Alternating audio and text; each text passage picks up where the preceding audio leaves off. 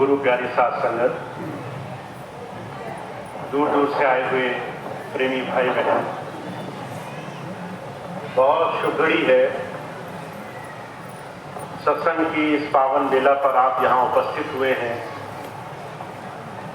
बहुत सारे काम दुनिया के, संसार के, बहुत सारी जरूरी चीजें जो आपको लगती होंगी, वो आपने छोड़ करके सत्संग का ये मौका चुना, अपना समय निकाला, आप यहाँ स्वरूप में की गई है। गुरुवाणी ने कहा है, सोई घड़ी सुलक्षणी जब साहब आवे याद, लेखे में सोई घड़ी बाकी दिन बर्बाद। हमारे जीवन में जब से हमने जन्म लिया और जब हम संसार से जाएंगे, इस पूरे समय के बीच में हम सारा जीवन अपने कर्म भोग के कारण जिएंगे। कहीं सुख होगा, कहीं दुख होगा, किसी से लेना होगा, किसी को देना होगा, कभी कष्ट आएंगे, कभी परेशानियां आएंगी। पर इन तमाम कामों के बीच में परमात्मा को याद करना, उस प्रभु को याद करना, ये हमेशा से बहुत दुर्लभ समय रहेगा। कबीर साहब ने कहा है, उस प्रभु को याद करने के लिए मनुष्य को जीवन में जब तक उसे दुख नहीं आते, परेशानी नहीं आती, तब तक उस परमात्मा को जल्दी से कोई याद नहीं करना चाहता है। अगर आप कल्पना करें, आपके जीवन में सब कुछ बहुत अच्छा चल रहा है, 100 में से 95 लोग ऐसे होंगे जो संसार के माया के नशे में उस परमात्मा को याद नहीं करना चाहते। अहंकार कि सब कुछ हमने किया, हमने ही कमाया। अगर हम नहीं होते तो संसार में ये सारी उपलब्धियां हमें नहीं मिलती। आपने देखा भी होगा अपने चारों ओर ऐसे लोगों को जो अहंकार में फूले नहीं समाते हैं। अगर मैं नहीं होता तो दुनिया कुछ और होती, मैंने ही संसार बड़ा सुंदर बनाया है। ऐसे अहंकार भरे जगत में, ऐसे माया के नशे में, दुनिया की तमाम सुख सुविधाओं की उलझन में अगर कोई उस प्रभु को याद कर रहा है, गुरुवाणी कहती है ये कोई साधारण बात न मानना, बहुत बड़ी बात है कि तुम्हें उस प्रभु की याद करने का भाव आ रहा है। और तब आ रहा है जब तुम सुख में हो, अच्छाई में हो, तुम्हारे साथ नेकी हो रही है और उसके बाद तुम उस प्रभु का शुक्राना अदा कर रहे हो। ये समय मिल जाना, हमारी ऐसी सुध हो जाना, हमारा ऐसा विवेक हो जाना, ये बहुत भाग्य का विषय है। और जब हम ऐसे भाग्य में, जब ऐसे सुंदर समय में बैठे हो, जब हमें इस बात की समझ आ रही हो कि जीवन का अर्थ सिर्फ दुनिया की वस्तुएं नहीं हो सकती है, दुनिया की कमाई नहीं हो सकती है, जब आप अपने समय का मोल समझने लग जाएं, तब जीवन की शुरुआत होती है। स्वामी जी अक्सर एक बड़ी सुंदर घटना सुनाया करते थे। सिकंदर बादशाह था, उसके अंदर एक बड़ी आग मचाई। जिस देश पे हमला किया, जहां आक्रमण किया, वहां किसी को जिंदा नहीं छोड़ा। बहनों की, माताओं की अस्मिता, सम्मान नहीं रखा। जो पुरुष थे, भाई थे, उनको जान से मार दिया। पूरा पूरा शहर वो तबाह कर दिया करता था। ऐसी क्रूरता के लिए सिर्फ एक सपना, मैं सबसे बड़ा राजा बन जाऊं, सोना चांदी मुझसे ज्यादा किसी के पास ना हो, पैसा सिर्फ मेरे पास ही हो। आप कल्पना नहीं कर सकते हैं, सिकंदर जैसी पैसे की भूख हमारे आपके अंदर नहीं लग पाएगी। अगर हमारे मन में चाह भी उठेगी कि पैसा हो, तो हम 10 बार सोचेंगे कि किसी का दिल न दुखाया जाए। पैसा तो कमाना है, पर किसी को तकलीफ देकर ना कमाया जाए। और सिकंदर ऐसा बादशाह हुआ जिसने ये सारी चीजें नहीं सोची। अपनी उपलब्धि, समृद्धता के लिए, बहुत ऊंची ऊंची चीजें कमाने के लिए उसने किसी को नहीं छोड़ा। एक दिन एक संत मिले उसे और कहने लगे, सिकंदर तुम मुझे ये बताओ कि अगर तुम एक मरुस्थल में, एक रेगिस्तान में फंस जाओ, पीने को पानी ना मिला हो कई दिनों से, प्यास से तुम्हारा गला सूख रहा हो और मैं तुम्हें एक गिलास पानी दे सकता हूं, तो मुझे बताओ कि उस पानी की कीमत क्या दोगे? सिकंदर कहने लगा, जरूरत के ऊपर निर्भर करता है। अगर मरने वाला होगा तो जो भी मेरे पास धन दौलत रुपया पैसा होगा मैं सब देने की कोशिश करूंगा। जब ये बात कही तो महात्मा जी कहने लगे, अगर मैं तब भी पानी ना देना चाहूं तब भी तुम्हें क्या देने की जरूरत लगेगी? तो सिकंदर ने बहुत सोचा, कहने लगा, मेरे पास जो होगा मैं सब देने को तैयार हो जाऊंगा। महात्मा हंस पड़े, कहने लगे, एक गिलास पानी के बराबर जिस संसार की कीमत ना हो, जिस दुनिया की धन दौलत को कमाने के लिए तुम जीवन भर मार काट मचा रहे हो और उसकी कीमत एक गिलास पानी तक ना हो, तुम्हारे प्राण की कीमत उससे ज्यादा हो, उस संसार के लिए जीवन बर्बाद कर देना ये कौन सी समझदारी है? जब संत आते हैं हमें और आपको बस इतना ही समझाना चाहते हैं, जीवन में विवेक का उपयोग करके इस बात को समझो, जीवन में किस चीज का महत्व है तुम्हारे लिए, कौन सी वो चीज है जिसको पाने से तुम्हारे जीवन का कुछ महत्व बनेगा। अर्जुन कहा करते थे, आध्यात्म सनातन धर्म सिर्फ इतना ही सिखाना चाहता है। धर्म आपको किसी चीज की पालना नहीं करना सिखाना चाहता। धर्म आपको सिर्फ इतना सिखाना चाहता है कि हर एक चीज के लिए प्रश्न करो, हर एक चीज जो तुम्हारे लिए जरूरी लग रही है उस पर सवाल इकट्ठा करो। क्या जो तुम कर रहे हो वो सच में इतना कीमती है? क्या सच में इतना जरूरी है? क्या सच में इतना योग्य है? दादू दयाल एक महात्मा हुए, उनके जीवन की घटना आती है। दादू जी का बड़ा नाम था, उनका नाम सुनकर के लोग दौड़े चले आते थे, इतने महान संत। एक बार एक गांव के बाहर उन्होंने डेरा जमाया तो एक जिज्ञासु को, एक इच्छुक व्यक्ति को मन में आशा हुई कि मैं भी दादू जी महाराज से दर्शन करूंगा, जरूरत पड़ी तो नाम भी लूंगा, दीक्षा भी लूंगा। पर पहले कभी दादू जी महाराज को देखा नहीं था, तो जिज्ञासा में वो चला आया। जब डेरे के नजदीक पहुंचा तो उन दिनों कुछ इस तरह की किंवदंतियां होती हैं। हमारे और आपके सामने भी कई ऐसी कथाएं, कई ऐसी बातें होती हैं कि तुम कुछ चीजों का शगुन और अपशगुन मानना। हम भी मानते होंगे अपने घरों में, कभी घर से बाहर निकले, काली बिल्ली रास्ता काट गई तो हम कहते हैं चलो वापस लौट चलो, क्योंकि अब तो जो भी करने चाह रहे हो वो पूरा नहीं होगा। कहीं कुछ और इस तरह की मान्यताएं। उस समय उस आदमी के मन की मान्यता ये थी कि अगर कोई नंगे सर मिल जाए तो इसका मतलब है जिस काम के लिए जा रहे हो वो काम खराब हो जाएगा, पूरा नहीं होगा। जैसे ही वो डेरे के नजदीक पहुंचा तो एक आदमी दिखाई दिया, नंगे सर, कुछ नहीं पहना था ऊपर। जैसे उसे देखा तो उस जिज्ञासु के मन में आशा लगी कि एक तो अच्छे काम के लिए आया और ये तो अपशगुन हो गया, अब अगर महात्मा जी के पास चला भी गया तो काम नहीं बनेगा, इसलिए इसका खंडन करना जरूरी है। तो उसने खंडन सोचा कि मैं जिस व्यक्ति ने सर पर कुछ नहीं पहना, अगर उसके मैं एक चांटा मार दूं तो फिर ये जो एक अपशगुन है ये खंडित हो जाएगा। वो गया, उस आदमी के सर पर मारा। जब मारा तो दूसरे आदमी को चौंक हुई कि अचानक किसने मेरे पीछे से मार दिया, पर कुछ कहा नहीं उसने, मुस्कुरा कर चला गया। बात आई गई हो गई। जिज्ञासु पूछते पूछते डेरे के अंदर गया, कहा गुरुजी कहां मिलेंगे? तो गुरुजी कहीं बाहर गए थे, वो इंतजार करने लगा। थोड़ी देर में देखा वही व्यक्ति जिसके सर पर मारा था वो आया और गुरुजी की गद्दी पे आकर बैठ गया।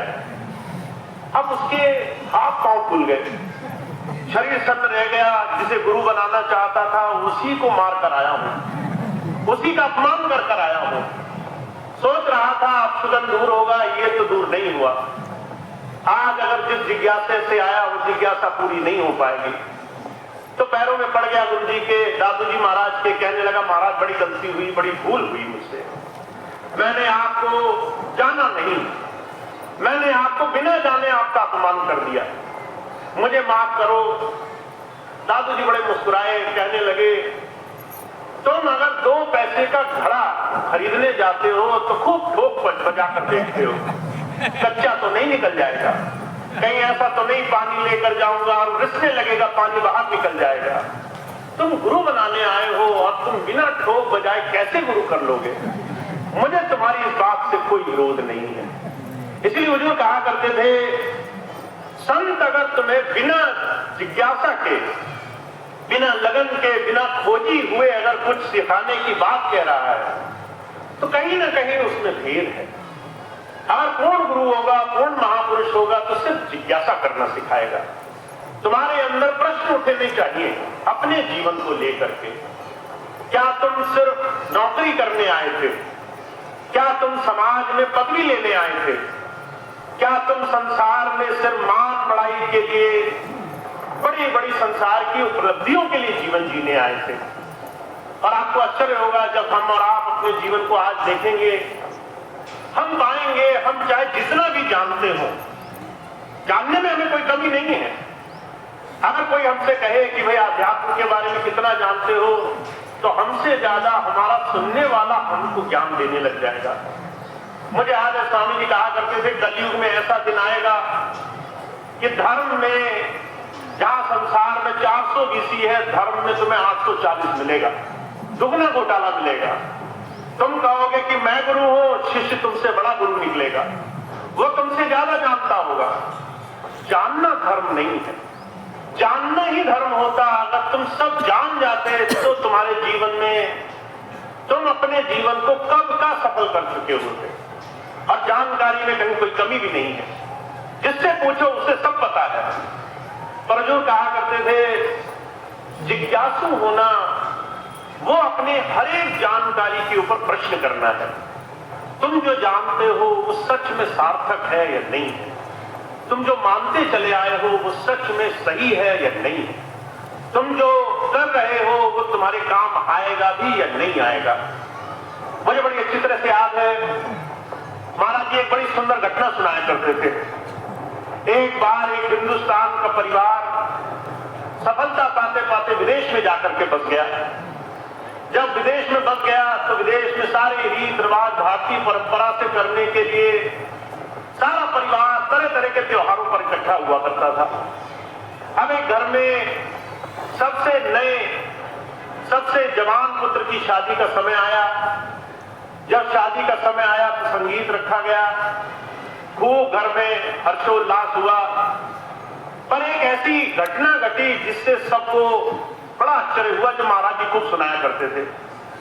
उस कार्यक्रम में संगीत तो रखा, पर जो सबसे पुरानी बूढ़ी माता थी वो कहने लगी, संगीत ऐसे नहीं होगा, संगीत होने की हमारे यहाँ एक परंपरा है। अब सबने पूछा, माता परंपरा क्या है? कहने लगे, संगीत होने से पहले एक बिल्ली ढूंढी जाती है। बिल्ली ढूंढ करके जब हम संगीत के कार्यक्रम में लाते हैं तो एक डलिया से उसे छुपाया जाता है। अगर ये दोनों ही अनुष्ठान पूरे हो गए तो हम संगीत कर सकते हैं। अब सबको लगा माता है, पहले से जानती होगी सारे विधान, सारे तरीके रिवाज, किसी ने प्रश्न नहीं किया, ये सच है, झूठ है, सही है, गलत है, सब ढूंढने में लग गए। अब विदेशों में बिल्ली ढूंढना आसान नहीं है। आप यहां बाहर चले जाएं, सड़क पर आपको हर तरह का पशु मिल जाएगा। विदेशों में बिल्ली ढूंढना आसान नहीं है। बड़ी जद्दोजहद करनी पड़ी, किसी तरह से बिल्ली हाथ लगी। बड़ी जद्दोजहद करनी पड़ी, किसी तरह से डलिया हाथ लगी। बिल्ली पकड़ी गई, बड़ा उधेड़ बुन करके उसे डलिया में डाला गया। जब वो उधेड़ बुन करके डलिया में डाल दी गई तो माता कहती है, अब तुम संगीत शुरू कर सकते हो। लोगों ने संगीत किया, पर किसी ने प्रश्न नहीं किया कि इतना उठा पटक क्यों थी। बहुत समय के बाद एक छोटे बच्चे ने जाकर पूछा, माता ऐसा कहां लिखा है, बिल्ली डलिया ये सब संगीत करने से पहले करना जरूरी है, तुमने ये कहां से सीखा? तो माता कहने लगी, मैंने सीखा नहीं, जब मैं छोटी थी तो उस समय मैंने देखा कि मेरी दादी ऐसे किया करती थी। अब सौभाग्य से घर के कुछ लोग पुराने जीवित थे, पूछा गया तो उन्होंने बताया, अरे वो तो ऐसी एक घटना हुई जिसकी वजह से वो काम करना पड़ा। अब लोगों ने वो घटना पूछी। घटना सिर्फ इतनी थी, जब बूढ़ी माता के समय में आज से लगभग कुछ और वर्ष पहले भारत में जब कभी शादी हुई, संगीत का जब समय हुआ तो कहीं से बाहर से जंगली बिल्ली आ गई। और जब जंगली बिल्ली आई तो रुकती नहीं थी, आपने दलिया भी खींची, उसी के नीचे वो बिल्ली दबा दी, उसी के साथ बैठी रही। पूरा संगीत आसानी से शांति से हो गया। बड़े लोग आनंदित हुए कि माता ने एक इलाज ढूंढ लिया। जब ये बात लोगों ने सुनी तो उन्हें आश्चर्य हुआ। एक साधारण घटना जो सिर्फ एक समस्या का निदान करने के लिए की गई थी, उस समय हुई किसी घटना का, किसी परेशानी का हल ढूंढने के लिए की गई थी, वो एक रिवाज बन गई। एक घटनाक्रम में किसी ने जब उसे नहीं पूछा तो वो हमारे जीवन का नियम बन गई, वो हमारे जीवन की श्रद्धा बन गई। हुजूर कहा करते थे, अगर तुम कभी प्रश्न नहीं करोगे, अगर तुम अपनी धर्म, आस्था, मान्यता, अपनी कोशिश, अपने अभ्यास पर प्रश्न नहीं करोगे तो ईश्वर हमेशा तुमसे दूर रहेगा, वो भगवान तुमसे दूर रहेगा। उस ईश्वर के नजदीक जाने का रास्ता तुम्हें कभी नहीं मिलेगा। तुम भ्रमित रह जाओगे, तुम बार बार भटकते रह जाओगे। संत मत हमें सब इतना सिखाना चाहता है, आपके जीवन में जो भी होता है उसके पीछे के विधान को समझ लो। आप सुबह से लेकर शाम तक जो भी कर रहे हो, उसमें हर एक काम के पीछे का अर्थ क्या है। अगर आप सारा जीवन पैसा कमाते रहे, खूब धन कमाया, खूब मकान कोठी बनाई, खूब बड़े बड़े अनुष्ठान किए, बड़े बड़े काम किए, पर अपने जीवन में अपने जीवन का शोध नहीं किया, खोज नहीं करी, अपने आप को जाना नहीं, तो आपके जीवन में ये काम आसानी से नहीं बनेगा। इसलिए जितने भी संत महात्माओं के जीवन को आप पढ़ेंगे, आध्यात्म की एक बड़ी भारी पूंजी है कि आपको जीवन में खोजी बनना पड़ेगा। हुजूर कहा करते थे, एक बहुत बड़े दार्शनिक हुए जेफरसन करके, वो कहा करते थे, अगर तुम्हें जो पाना है वो रास्ता अगर तुम्हें अपने जीवन में ख्याल करना है तो तुम्हें वो काम करने पड़ेंगे जो आज तक तुमने नहीं किए। तुम अगर आज ईश्वर को पाना चाहते हो तो अभी तक जो तुमने नहीं किया वो तुम्हें अपने जीवन में जोड़ना पड़ेगा। रोज उठ करके खाना पीना सोना जागना तुम करते थे, रोज उठ करके पूजा पाठ नियम साधन तुम करते थे, रोज उठ करके जीवन में ईश्वर के आगे हाथ जोड़ना, उनको बाहरी रूप में पूजना तुम करते थे। पर जो तुम नहीं करते थे वो ये कि तुम अपने अंतर आत्मधारा से नहीं जुड़ते थे। तुम शरीर से लगे रहे, तुम अपने शरीर के अंदर नहीं आए, तुमने अपना ध्यान नहीं इकट्ठा करना शुरू किया, ध्यान एकाग्र करना नहीं शुरू किया। तुम ध्यान से बाहर तो रहे पर ध्यान से अंदर नहीं आए। इसलिए हुजूर कहा करते थे, आप जितने भी रिवाज देखेंगे उन सारे रिवाजों की एक ही मान्यता थी कि तुम्हारा ध्यान कैसे अपने अंदर आने वाला बने। अभी कुछ दिन पहले मुझे एक बहुत सुंदर घटना का अनुभव करने का अवसर मिला। एक जिज्ञासु पुरुष मिले, महात्मा थे, बड़ा सा तिलक लगाया हुआ था। मैंने कहा, महात्मा जी तिलक क्यों लगाते हैं ये बताइए। तो बाहर ही दूसरे तमाम महात्माओं की तरह उन्होंने मुझे साधारण जवाब नहीं दिया। कहने लगे, जब मैं तिलक लगाता हूं तो जो है बार बार मेरा ध्यान यहाँ दोनों आंखों के बीच में जाता है।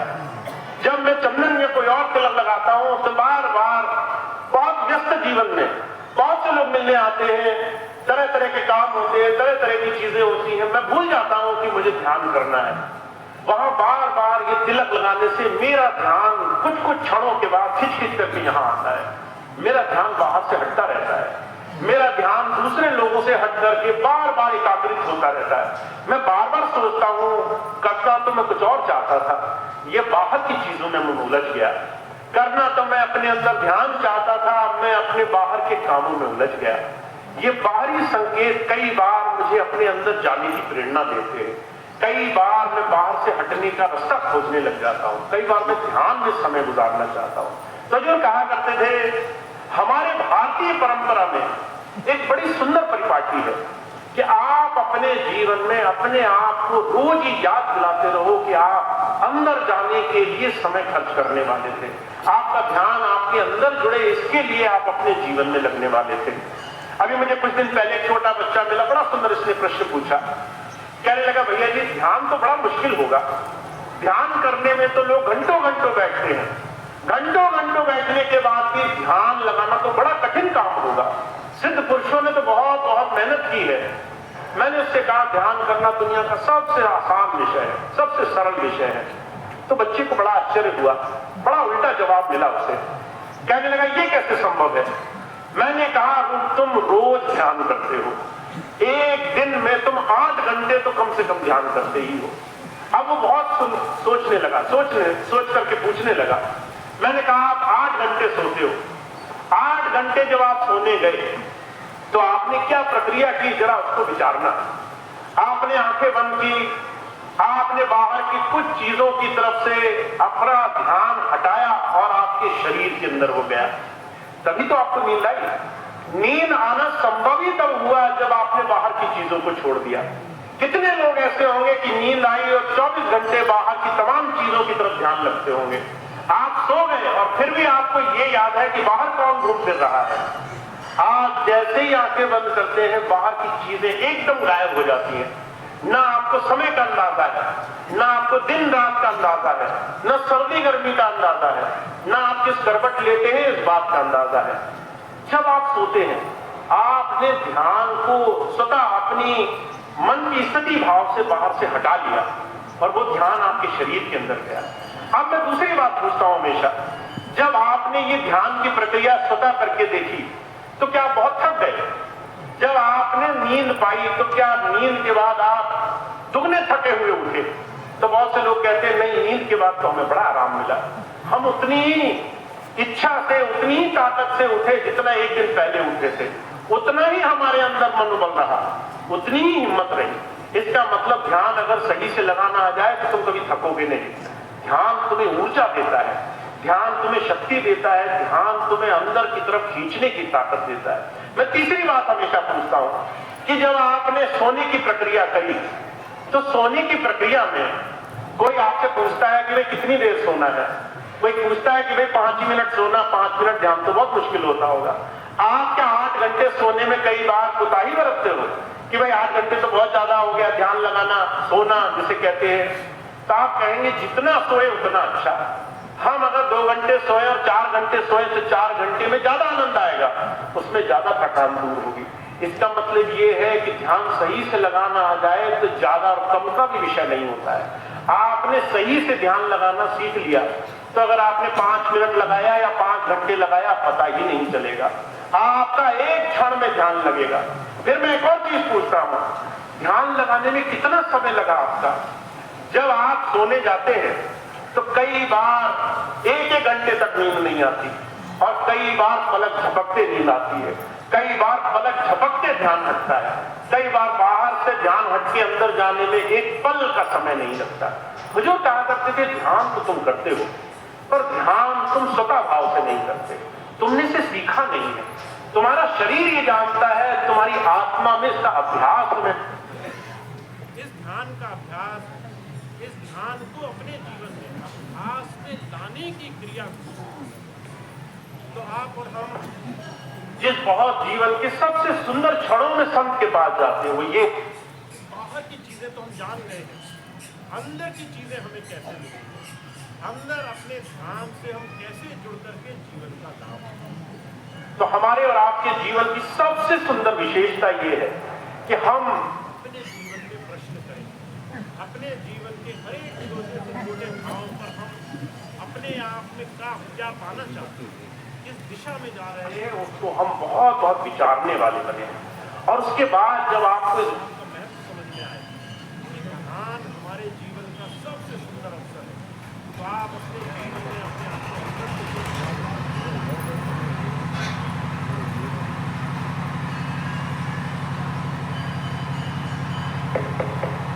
आप अपने जीवन में अपने आप को अंदर से जोड़ पाएंगे। तो जीवन की सुंदरता इस बात में है कि आप गुरु से ध्यान की तरफ जुड़ने का तरीका सीख लो, अपने अंदर आप क्या प्राप्त कर सकते हो उस अभ्यास को आप सीख लो, और जितनी जल्दी कर सको उतनी जल्दी आप इस ध्यान की क्रिया में अपना समय गुजारना शुरू करो। तो आप बहुत भाग्यशाली हैं जीवन बड़े विशेष अवसर के लिए मिला है। अब इसको जितनी जल्दी आप अपने जीवन में, जितने समय के साथ अपने जीवन में कमा लेंगे, उतनी जल्दी आपका काम बनेगा। एक आखिरी बात कह के मैं अपनी बात समाप्त करता हूँ। अभी कुछ दिन पहले मुझे एक भाई मिले, कहने लगे भैया जी बहुत समय है हमारे पास, अभी तुम जवान हैं, काम करने के लिए बहुत समय है, अभी ध्यान करने का, नाम गुरु करने का भी समय नहीं आया है। तो मैंने उनको एक छोटी सी बात सुनाई। मैंने कहा अगर आपको यहाँ से मुंबई जाना हो और मुंबई की जो आपकी ट्रेन है सुबह 8 बजे की हो, आप 5 मिनट देर से पहुंचो, तो मुझे बताओ कि कितनी देर हुई। तो वो भाई कहने लगे 5 मिनट की देर हुई। 8 बजे पहुंचना था, 8:05 पे पहुंचे। तो मैंने कहा 5 मिनट की देर नहीं हुई, 24 घंटे की देर हुई। तो वो कहने लगे कैसे? मैंने कहा अगली ट्रेन तो अगले दिन 8 बजे मिलेगी। अब चाहे तुम कुछ भी करो, उसी स्टेशन पे रहोगे अगले 24 घंटे तक, घर जाओ, नाचो कूदो, पर मुंबई तो नहीं पहुंचोगे। वहां पहुंचने के लिए तो तुम्हें अगले दिन ट्रेन का इंतजार करना पड़ेगा। एक 24 घंटे की देर हो गई थी। फिर मैंने उनसे 1-2 बातें और कही। मैंने कहा फर्ज करो आप किसी विशेष काम के लिए जा रहे थे, आप किसी बच्चे के जन्मदिन में जा रहे थे, तो एक 24 घंटे की देर नहीं हुई, पूरे 1 साल की देर हुई। क्योंकि अब आप जहां पहुंचोगे 1 दिन के बाद, वो जन्म का समय, वो समय आपके हाथ से तो निकल चुका होगा। अब तो 1 साल बाद ही आएगा वो समय।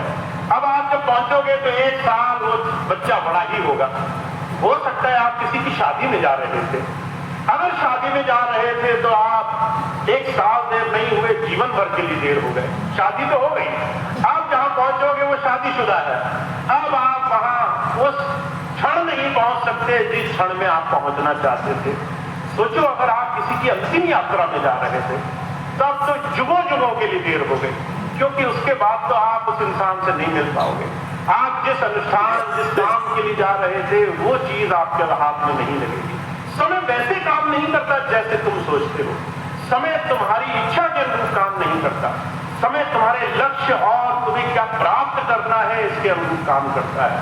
अगर तुम्हारे पास कुछ ही सांसें बची हो तो यही समय तुम्हारे लिए अनमोल हो जाएगा, और अगर तुम्हारे पास जीवन भर पड़ा हो तो तुम इसी समय को व्यर्थ में फजूल खर्च करते रहोगे, क्योंकि तुम्हारे लिए समय का मोल कुछ नहीं है। तो इस बात को मत सोचो कि तुम्हारे पास बहुत समय है। तुम्हारे पास अपने इस जीवन को सार्थक करने के लिए बस उतना ही समय है जितना तुम अपने जीवन में सार्थकता से गुजार सकते हो। तो मैं हमेशा एक ही बात कहता हूँ, आप जो पाना चाहते हो उसे कल पर मत टालो। आप जो करना चाहते हो उस चीज को बाद के लिए मत छोड़ो। आप जो अपने गुरु से अपने जीवन की सार्थकता पाना चाहते हो उसको आगे के लिए मत टालो, क्योंकि जो समय आज आपके पास है वो कल नहीं होगा। जो मौका आज आपको मिला है वो कल नहीं मिलेगा। जो अवसर आप आज प्राप्त कर चुके हो उसको आप आज ही पूरा कर पाओगे। तो आप और हम बहुत भाग्यशाली हैं, जीवन ऐसे गुजार सकें, ऐसा सुंदर अवसर मिला है, तो आप इसका लाभ उठाएं। इस एक छोटी सी बात से मैं अपनी बात समाप्त करूंगा कि आप अपने जीवन में ज्यादा से ज्यादा चिंतन मनन करें, जुड़े अपने अंदर की प्रभु धारा से और जीवन का लाभ उठाने वाले हैं। इतनी बात कहकर मैं अपनी बात समाप्त करूंगा। आप सभी का बहुत बहुत धन्यवाद, सभी भाई बहन जो आज यहाँ पर आए। एक छोटी सी बात मुझे और आपसे कहनी है। कल एक बहन मेरे पास आई और बहुत से भाई बहन जितने भी मेरे पास आते हैं मिलने के लिए, तो कल कुछ भाई बहन मेरे पास आए तो मैंने देखा कि अगर मेरे पास 5 लोग मिलने आए तो 4 लोग ऐसे थे जो शरीर की बहुत सारी बीमारियों से परेशान थे। मैंने उनके मुंह से सुना कि वो ऐसी ऐसी बातों से परेशान हैं जिन बातों की आप कई बार स्वयं अपने आप ही उन चीजों की आप दवा कर सकते हैं। बहुत से भाई बहन मेरे पास आए कि भैया जी हमारा जोड़ों का दर्द, हमारे पैरों में दर्द, पीठ में दर्द, कमर में दर्द, शरीर में बहुत पीड़ा हो रही है। कई भाई बहन तो आए कि हमें पूरे पूरे दिन दर्द रहता है, हमारा दर्द ही नहीं जाता है। तो मैंने उनसे पूछा आप क्या करते हैं? कहने लगे हम तो डॉक्टर के पास जाते हैं, जो दवाई देता है वो खा लेते हैं, कुछ देर आराम रहता है, वो आराम कुछ देर बाद खत्म हो जाता है, बड़ी पीड़ा हो जाती है। तो मैंने को बड़ा आश्चर्य हुआ। मैंने सोचा आप सबको भी इस चीज की जानकारी बड़ी मूलभूत रूप में होनी चाहिए। हम सब जो भारत में रहने वाले हैं, उन सबको ईश्वर की कृपा से आयुर्वेद का एक बहुत बड़ा चमत्कारी गुण मिला हुआ है। तो मैंने उस भाई को जो बोला वो मैं आपको बताना चाहता हूं। आप सभी माताओं बहनों के भारतीय हर एक रसोई के घर में जब आप अपनी रसोई में जाएंगे तो वहां पर आधी से ज्यादा जो खाने पीने की चीजें आप इस्तेमाल करते हैं वो मसाले नहीं है, वो औषधियां हैं, वो दवाइयां हैं। उन दवाइयों को अगर आप समझ जाएं, माताओं बहनों से खास तौर से कहता हूं, अगर उन दवाइयों को आप समझ जाएं तो आप आराम से अपना इलाज अपने आप ही कर सकेंगे। कितनी माताएं बहनें ऐसी हैं जो ये जानती हैं कि अगर अजवाइन को थोड़ा भून करके ऐसे फाँक लिया जाए तो पेट का दर्द और गैस आराम से ठीक हो सकती है। बहुत सी माताएं बहनें ऐसी होंगी। हमारी दादी, हमारी नानी, जो हमारे थोड़े से बड़े लोग थे, वो इस चीज को हमेशा से कारगर करते थे। आप और हम आज इस ज्ञान को भूल गए। तो मैं उनसे, सभी भाई बहनों से अनुरोध करना चाहता हूँ कि आपके घर में अगर जीरा है, अजवाइन है, अगर मेथी दाना है, अगर आपके घर में अर्जुन की छाल है, अगर आपके घर के आसपास किसी और तरीके औषधीय वृक्ष है, अगर आपके यहाँ नीम है, पीपल है, अगर आपके घर के आसपास या आपकी रसोई में ही दूसरी बहुत सारी चीजें, अदरक है, दूसरी चीजें हैं, तो समझ लीजिए आप फिर भी अगर दर्द से परेशान हैं तो ये तो चिराग के नीचे अंधेरा देखने वाली बात हो गई। आपके पास दवाई रखी हुई है और आप दुखी हैं और आप पैसा खर्च करने के लिए परेशान हैं। मैं अभी कुछ दिन पहले एक बहन से मिला, वो एक ऐसा बड़ा सा थैला लेके आई मेरा हाथ लगवाने के लिए, कहने लगी भैया जी से प्रसाद बना दीजिए। तो मुझे लगा मिठाई लाई होगी। मैंने पूछा इसमें क्या है, तो कहने लगी दवाइयां हैं मेरी, दवाइयां खाती हूं मैं मुट्ठी भर करके रोज। वो बहन रोज मुट्ठी भर के गोलियां खाती थी कि शरीर के कष्ट दूर हो जाए। कल्पना करिए, अगर आप हर रोज एक मुट्ठी, दो मुट्ठी दवाइयां खा रहे हैं तो आपके शरीर के रोग ठीक होने की बजाय आपको और तकलीफ देंगे। अगर इसके बजाय आप थोड़ा सा समझ रखें, थोड़ा ज्ञान रखें, अपनी रसोई को समझें और अपने रसोई में बहुत सारी चीजों को औषधि की तरह इस्तेमाल करें। तो मैंने उस भाई को एक बात कहा कि अगर आप अदरक ले लो, अगर आप आंवला ले लो, अगर आप मेथी दाना ले लो, जीरा राजवाइन ले लो और आप थोड़ा सा पानी रख करके उसमें उसको 10 मिनट 15 मिनट के लिए उबालो और जब आधा रह जाए तो उसे रोज पी लिया करो।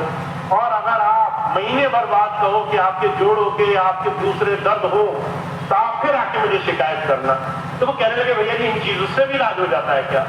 कल्पना करिए आपके घर में परमात्मा ने औषधालय रखा है, आपको औषधियों से भरपूर रखा है और आप सिर्फ इसलिए परेशान हैं क्योंकि आप डॉक्टरों के भरोसे बैठे हैं। तो मैं डॉक्टरों के खिलाफ नहीं हूं, पर बस मैं आपसे एक बात कहना चाहता हूं, आप अपने स्वास्थ्य की जिम्मेदारी खुद लीजिए।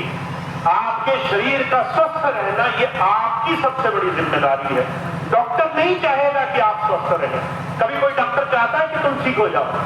तुम डॉक्टर के पास अगर चले जाओ तो डॉक्टर जो है सोचेगा कि 3 दिन बाद दोबारा आ जाए तो अच्छा रहेगा। ऐसा ही होता है ना? वो कहता है 3 दिन की दवाई है, फिर दिखा लेना आके। आप डॉक्टर के पास चले गए तो डॉक्टर आपको हर तीसरे दिन देखना चाहेगा। इसलिए नहीं है कि बड़ी दोस्ती है आपसे, इसलिए कि आप तीसरे दिन फिर से उसको दक्षिणा देकर जाएं। तो आप इस चीज को समझ लीजिए, कोई डॉक्टर नहीं चाहता है, कोई वकील नहीं चाहता है कि मेरा जो सामने आने वाला खर्चा है वो कट जाए। सिर्फ आप चाहते हैं आप ठीक हो जाए। और आपके ठीक होने का एक बड़ा भारी महामंत्र है, अपनी रसोई को समझ लीजिए। आप जो औषधियां, जो मसाले, जो घर का खाना पीना खाते हैं वो सिर्फ स्वाद के लिए नहीं है, वो स्वास्थ्य के लिए ही है। और आप बिल्कुल स्वस्थ हो जाएंगे अगर आप अपनी इन चीजों को समझ लेंगे। तो आप सभी माताओं से, बहनों से, भाइयों से सबसे अनुरोध है, अपने घर की औषधियों को समझ लीजिए, उसका इस्तेमाल अपने स्वास्थ्य के लिए कीजिए, अपने बच्चों के लिए कीजिए, अपने बूढ़े बुजुर्गों के लिए कीजिए, ताकि आप स्वस्थ रहें, आप आनंद से रहें और अपने जीवन में अपनी खोज, अपनी ईश्वर भक्ति के लिए जीवन में हमेशा अग्रसर रहें। तो इतनी बात कहकर मैं अपनी बात समाप्त करता हूँ। बहुत बहुत धन्यवाद। आज का कार्यक्रम समाप्त होगा।